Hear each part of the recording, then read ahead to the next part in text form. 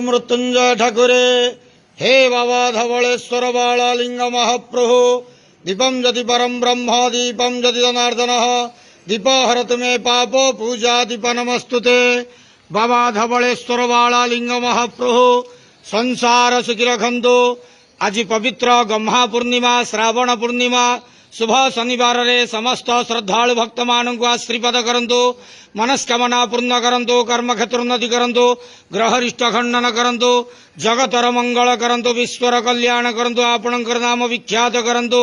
सेवकर डाक श्रवण करंतु। समस्त गुआवसा भक्त मानकर मनस्कामना पूर्ण करंतु।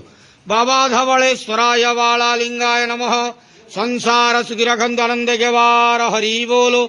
आज पवित्र गम्हा पूर्णिमा रे समस्त श्रद्धालु भक्त मान को आश्रीपद करंतु आनंद गेवार हरि बोलो। बाबा धवळेश्वराय बाळालिंगाय नमो नमः।